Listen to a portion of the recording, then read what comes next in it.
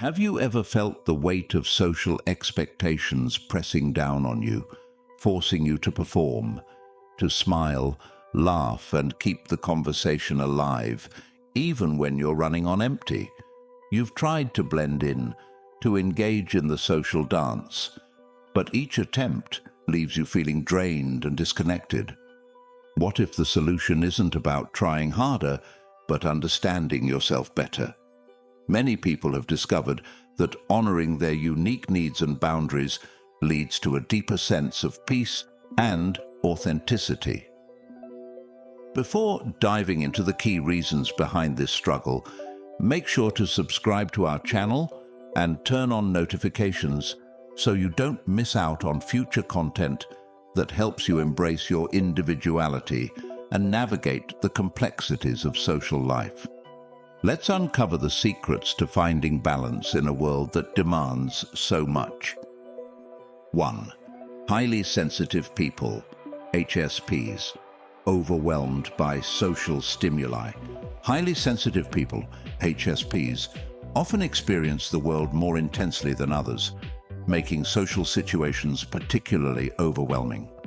If you are an HSP, you may feel exhausted or agitated by the constant influx of sensory stimuli in social environments. The noise, the emotions of others, the need to process multiple conversations. Everything can become too much. For an HSP, a busy social setting can feel like sensory overload, leading to feelings of irritability or anxiety. Social events that others might find fun and exciting can quickly turn overwhelming for an HSP. They may retreat to find a quieter space where they can regain their balance and calm their nerves. It's not about disliking people, but rather about protecting oneself from overstimulation. Understanding your sensitivity and honoring your need for rest can help manage these challenges. 2. Introversion, the need for depth over superficiality. Solitude holds a quiet power, doesn't it? The stillness, the calm, it's where your mind finally breathes and roams free. For you, solitude isn't loneliness, it's freedom. It's not about avoiding people, but about returning to your core. As an introvert, you crave depth, not fleeting surface-level chatter.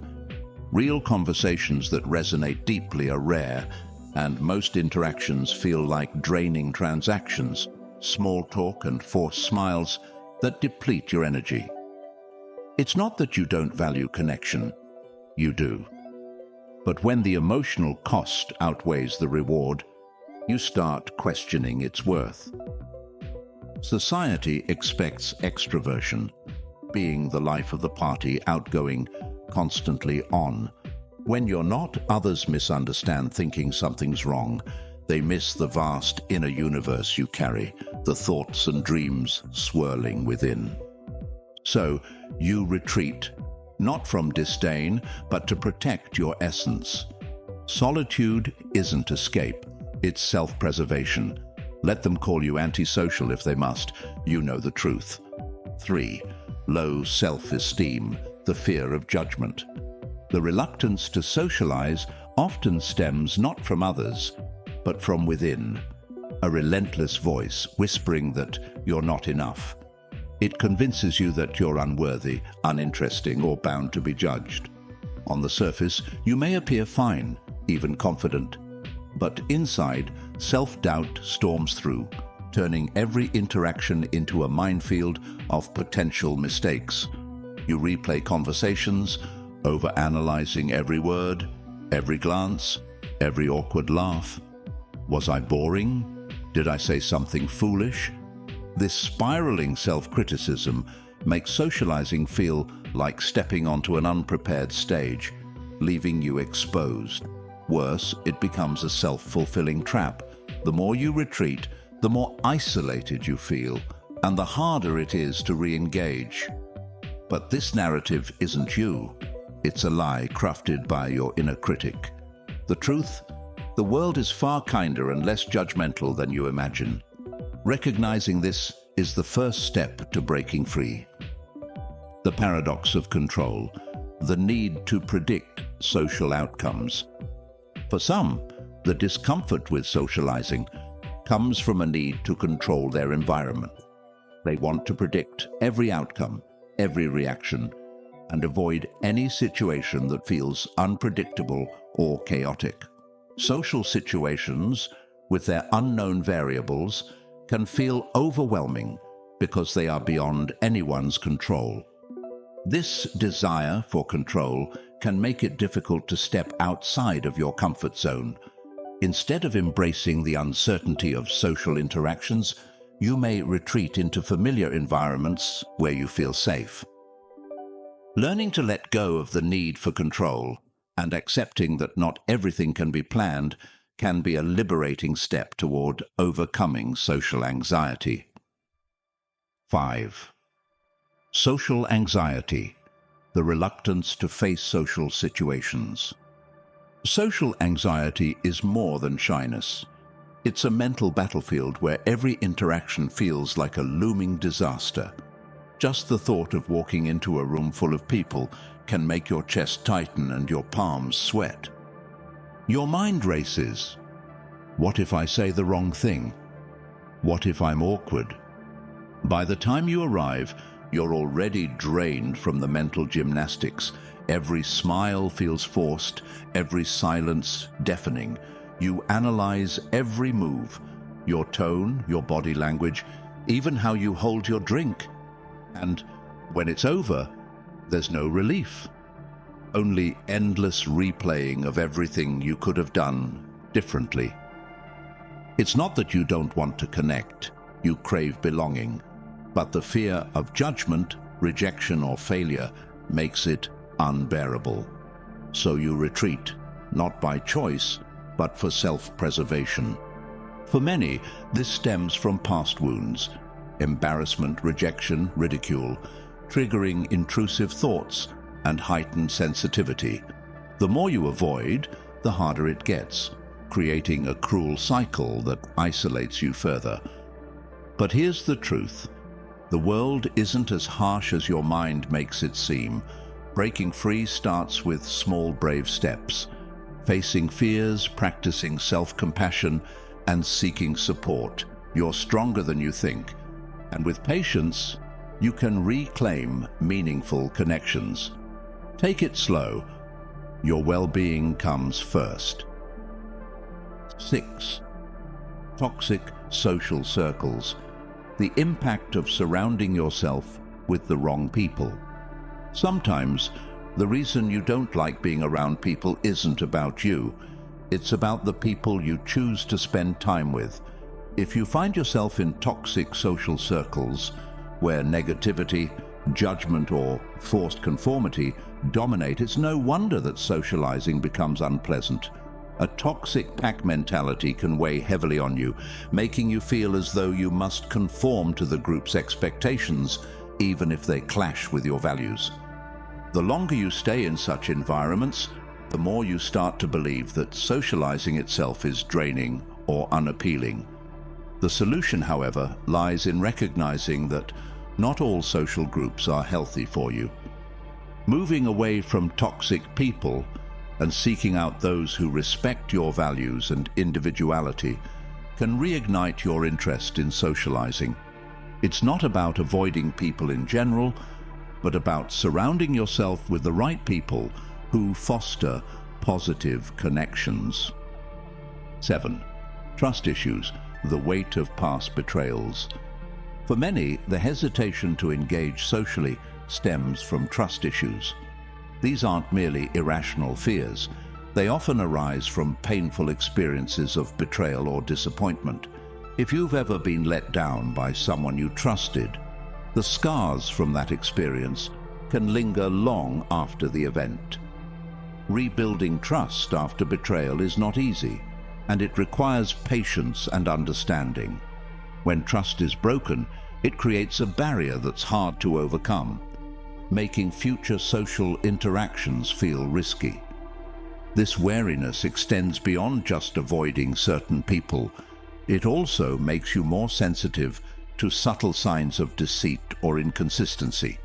The heightened awareness of these red flags keeps you cautious and reluctant to engage fully in new relationships. Though you still crave connection, the need to protect yourself often takes precedence. Trust is something that must be earned, and unfortunately, not everyone is willing or able to prove they deserve it. This is why, for many, a slow, careful approach to relationships is necessary. Trust is built over time. 8. High intelligence, the preference for solitude. Intelligence, particularly high intelligence, is another factor that can lead to a preference for solitude. Highly intelligent individuals often find it difficult to connect with others because their thoughts, ideas, and interests differ so greatly from those around them. Socializing may not provide the same sense of fulfillment that it does for others. Instead of finding stimulating conversation, they often encounter shallow or repetitive discussions that offer little intellectual challenge. For such individuals, solitude provides the perfect environment for problem solving and reflection. It allows them to focus on their own thoughts and interests without the distractions of social interactions. While they may enjoy spending time with others, they often prefer to do so in smaller, more intimate settings where meaningful conversations are possible. In this way, solitude is not an avoidance of people, but a means of maintaining mental stimulation and growth. 9. Social burnout, the exhaustion from constant interaction. Social burnout is a very real phenomenon for those who are already stressed or overwhelmed. After a long week of work or personal challenges, the thought of socializing can seem more exhausting than rewarding. Social burnout occurs when you've spent too much time interacting with others without adequate rest, leaving you feeling drained and desperate for quiet time. When you're mentally or physically exhausted, socializing feels like a chore. You're not motivated to engage, and the energy required to maintain conversations can feel like too much to handle. Taking time to recharge is essential. After a period of rest, your energy is restored, and you're more likely to feel ready to engage with others again. 10. Past trauma, the fear of repeated hurt. Past trauma can significantly affect how you approach social interactions. If you've been hurt in the past, whether by a toxic relationship, betrayal, or a painful friendship, you may have developed a fear of being hurt again. These past experiences can create a wall around your emotions, making it hard to open up to others. As a result, you may avoid social situations altogether to protect yourself from potential pain. The key to overcoming this is recognizing that not every social encounter will lead to the same negative outcomes. Each relationship is a fresh start, and by taking small, gradual steps toward trust, you can slowly rebuild your capacity for connection. Healing from past trauma takes time, but with patience and self-compassion, it is possible to move forward and engage with others once again. 11th, feeling misunderstood, the struggle to connect. Sometimes the reason you prefer solitude is that you simply don't feel understood by others. In a world where most people seem to operate on similar wavelengths, it can be frustrating to feel like an outsider. Whether it's the inability to communicate your thoughts or the fear of being judged for your unique perspectives, not being understood can leave you feeling disconnected from those around you. When this happens, it can be tempting to withdraw from social situations altogether. Why engage with people who don't see the real you? However, the key is to find your tribe, those individuals who truly understand you and appreciate your uniqueness. When you find these people, the experience of socializing becomes a fulfilling and enriching part of your life. 12. Unrealistic expectations. Setting yourself up for disappointment. Unrealistic expectations can make socializing feel unsatisfying. People with high expectations may anticipate life-changing connections or events, only to feel let down. On the other hand, those with low expectations may assume every interaction will fail, creating a self-fulfilling prophecy. Balancing your expectations and focusing on the present moment can help reduce frustration and make socializing more rewarding. 13. Boring social obligations, the lack of engagement. Finally, there's the issue of boredom. Social obligations like attending parties or making small talk can feel tedious and unengaging. If these interactions don't stimulate your mind or offer a sense of connection, it's easy to become disinterested and avoid them altogether. Some people simply don't find fulfillment in the traditional forms of socialization. If you find yourself uninterested in these events, it might be worth exploring alternative ways to connect with others, whether through shared hobbies, intellectual discussions, or quiet one-on-one gatherings. Socializing doesn't have to follow the traditional script to be meaningful. Conclusion: embracing the need for solitude. As we've explored, there are many reasons why you might prefer solitude, and none of them make you flawed. Whether it's seeking depth, healing from past betrayals, or recharging your energy, solitude is a powerful tool for introspection and self-care. By understanding and respecting your boundaries, you can create meaningful connections while also honoring your need for space.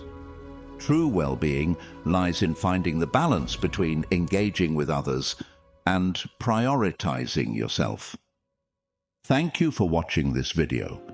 If you found it valuable, please give it a like, share your own story in the comments below, and consider sharing this video with your friends and family. By doing so, you'll not only foster understanding and empathy, but also help others gain insights they may need. Your support makes a difference.